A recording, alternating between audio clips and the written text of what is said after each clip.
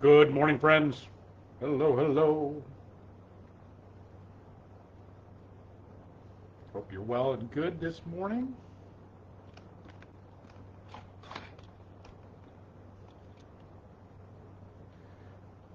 Good morning, everyone.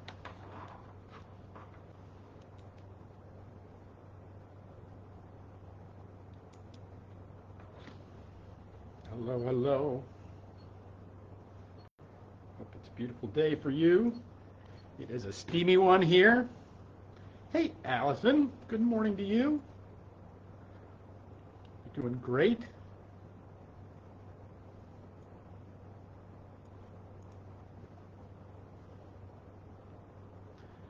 Hi, Vicky. Hope everybody's staying cool. Hope you got your knee up. Things are doing okay.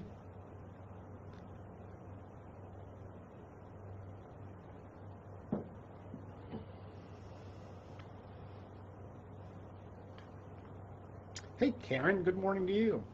Hope you're doing all right on this sweltery day. Hot this morning and then big rain tonight. All manner of weather events. As we gather this morning, we keep our brothers and sisters down in Texas in mind, and the loss and the tragedy down there. I actually have a friend that has who's close to a friend that has kids in that camp, and some of their story of evacuation was just harrowing, and so we'll keep them in our prayers and peace and grace both for the survivors and for those who have been lifted to the Lord. Um, so good morning.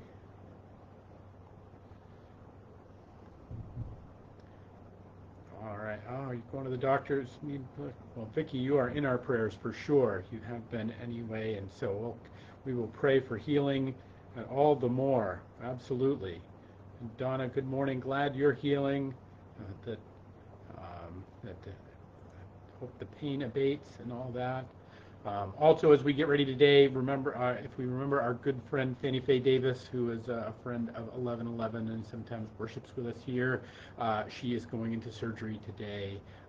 She is battling cancer, and so she's going in for cancer surgery today. So please keep her in your prayers as well. Let's get going this morning. It is the 8th day of July. We are the second week of July, friends, and at 11:11. And I'm glad you're here and with us and a part of this journey. I want to read one of the parables of Jesus today. It's a little bit length, but it is one of the stories that Jesus tells about the kingdom of heaven in Matthew. In Matthew, he's laying out this idea of the kingdom of heaven. The kingdom of heaven is like. The kingdom of heaven is like. He uses these examples again and again and again. And this is one where and what he's saying is not just, it's not a forecast of like, okay, in the great by and by, this is how we're all going to behave. Rather, it is an invitation to see this is how we can bring the kingdom of heaven into our midst right now. These are kind of invitational stories to showing us that about how we can bring a little bit more right here and right now, because the great invitation to us is not that Jesus will be enough. Jesus will be the answer, that all the questions will be made better and all the circles will be squared in the great by and by, but that part of our journey is that we will experience that and encounter that in this life and here and now. And so that not that we can live in that space, that we're not promised that, but that we can encounter it and that we can touch it. And more than that, on our pilgrimage through this world, we can move towards it. So this from the 20th chapter of Matthew. For the kingdom of heaven is like a landowner who went out early in the morning and hired workers for his vineyard. He agreed to pay them a denarius for the day and sent them to his vineyard. About 9 in the morning, he went out and saw others standing in the marketplace, doing nothing. And he told them, you also go to work in my vineyard, and I will pay you whatever is right." And so they went. And he went out again, and at noon and 3 in the afternoon, and did the same thing. About 5 in the afternoon, he went out and found still others standing around. And he asked them, "Why have you been standing here all day long doing nothing?" He says, "Because no one has hired us." And he said to them, "You also go and work in my vineyard." And when evening came, the owner of the vineyard said to his foreman, "Call the workers and pay them their wages, beginning with the last ones I hired and going on to the first ones, uh, and and going on to the first ones." The workers who were hired about 5 in the afternoon came, and each received a denarius. So when those who came who were hired first, they expected to receive more, but each one of them received a denarius. And when they received it, they began to grumble against the landowner. "Those who were hired last they only worked for an hour," he said, "and you have made them equal to us who have borne the burden of the work of the heat of the day." It's a good story for today. "But," he answered one of them, "I am not being unfair to you, friend. Didn't you agree to work for a denarius? Take your pay and go. I want to give the one who was hired the last the same I gave to you. Don't I have the right to do what I want with my own money? You are envious, and because I am generous, and so the last will be first, and the first shall be last." This story gets dressed up with a lot of different ways and a lot of different things, and there's a lot of different meanings in it about the nature of the kingdom of heaven. But the thing I want to just remind us of and look at today is this notion of those who started to grumble, because we're primed for grumbling right now. Like every message in your feed, every algorithm in your life, everything that is on your little shiny box is your little, as I've come to call the phone my little sad box. As we, every time we poke our little sad box, it's designed to make it, and we click on things that are designed to make us sad. That it is designed to cultivate enmity between us. And there's real things behind it. I'm not just making that up. There's real actual science behind that. The algorithms are built to create envy and jealousy in them, because if you are unsatisfied, you will continue to surf. That's what they discovered. That actually, if you become satisfied, you won't continue to surf. You'll actually put the phone down. And so that a way of keeping you engaged is actually keeping you unhappy. This is a part of our digital lives together, and if you're finding me here, you're probably a part of that digital life. And so it is part of this perception of the world that gives us this notion of Jesus' question of the master: "Are you envious because I am generous?" That the one who worked for an hour and the one who worked for 12 hours got the same pay. Now we can say that's unfair. It actually doesn't seem particularly equitable, does it? But the thing is the world is full of this manner of inequity. And the question of the kingdom of heaven: how do we invite the kingdom of heaven into our realm, into our world, into our lives? There is this notion of coming back to understanding that kind of what we are in for in this life, what we've kind of signed up for. Now, you can go all the metaphysical route about like whether you chose to be here, blah blah blah. But it is but the life we have is in fact the life we have, and comparisons between other lives, comparisons between other people, comparisons between other laborers in the field become the thing that will generate anger in us. The world is in fact filled with injustice, but it might not be unjust the way we understand it to be.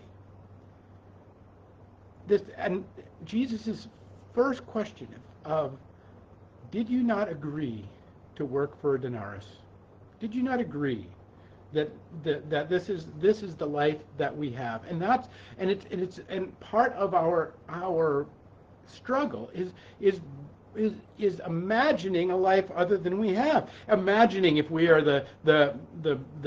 the worker of 12 hours, imagining what we would have done with those other 11 hours if we just had to work the 1 hour. It is our fantasies that we project onto, or the unfairness of the world. And it cranks the handle of our envy and of our jealousy and of our judgment. The great Gary Zukov says that we're really responsible for three things in this world, and you find them in this story. And he says this.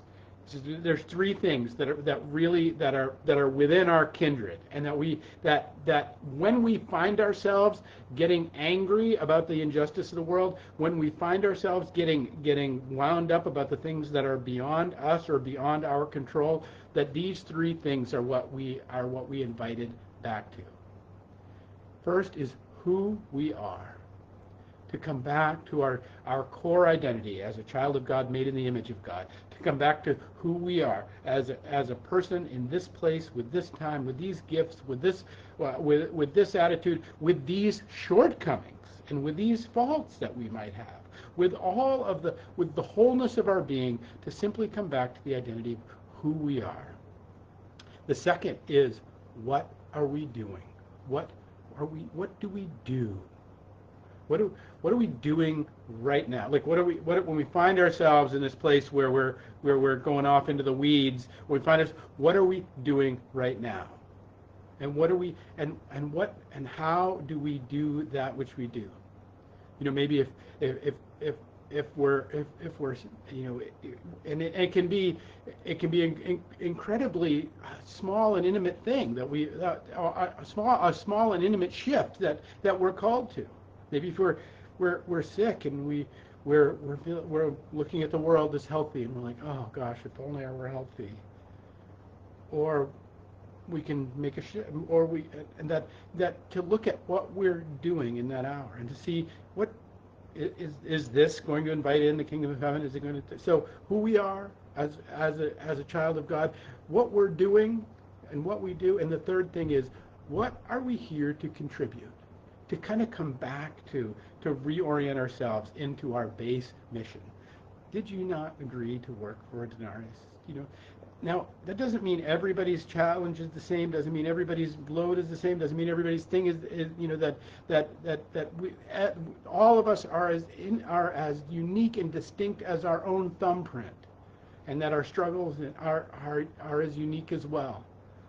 But to kind of ground ourselves back in this question of, what are we here to contribute? What are we going to contribute while we're here in this life? What are we going to help to build?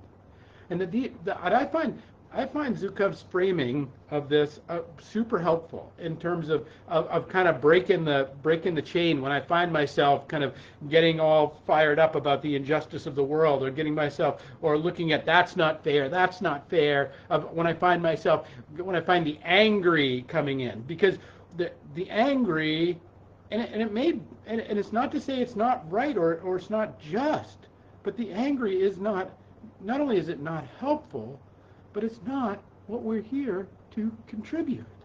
It's not what we're here to do, and to be, and to know, and to engage as one who loves us.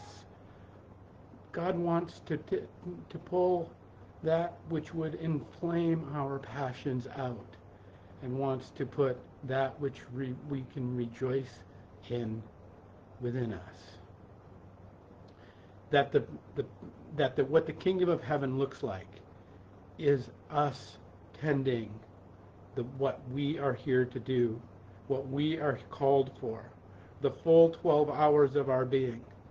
And that when we look to the left and when we look to the right, we end up getting ourselves into trouble. And what happens is, and this is what happens. It happens. There's many stories in the Bible that you see this.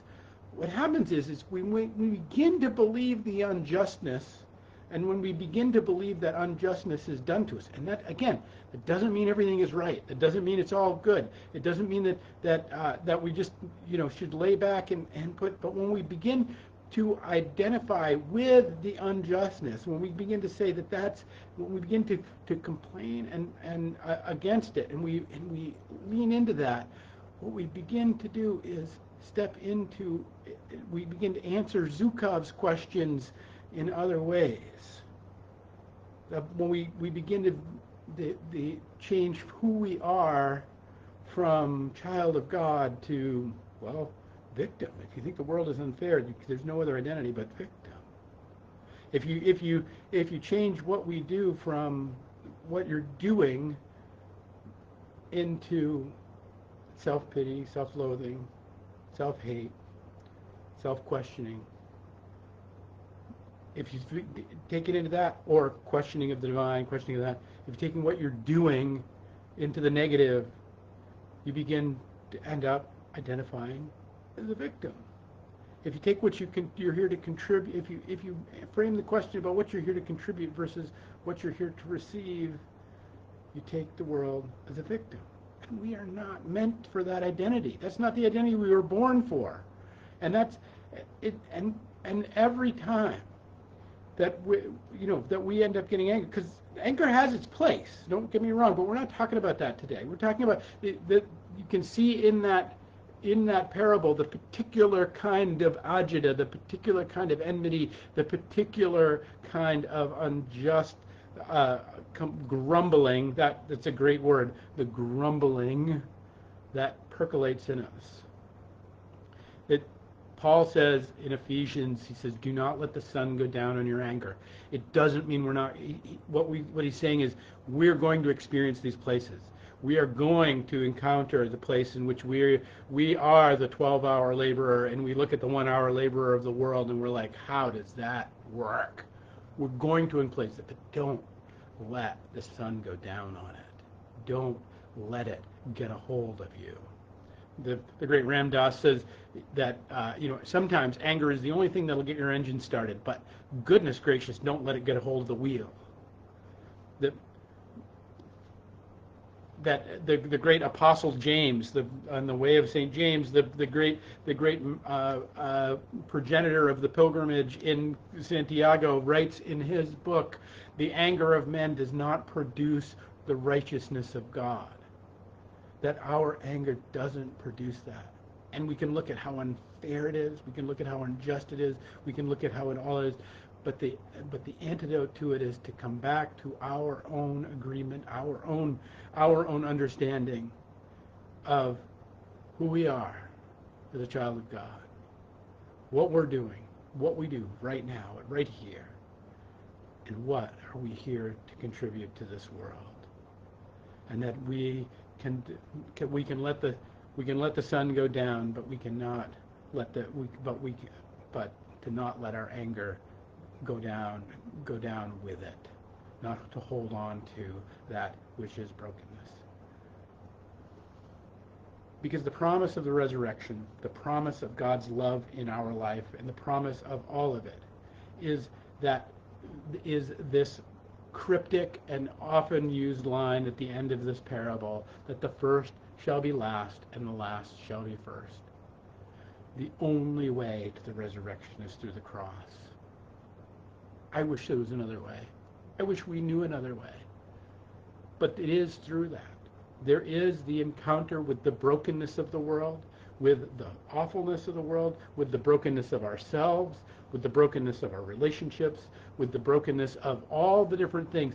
It is that encounter with it, and through it, with faith in God, through it, with the belief that there is something on the other side of it, through the pain and the difficulty and the horror of it, and our true identity in that, taking on that who we are and what we do and what we're here to contribute, and that in it that we really can begin with that the first shall be last and the last shall be first. Every time we're trying to put ourselves at the head of the line, we're in many ways trying to put ourselves in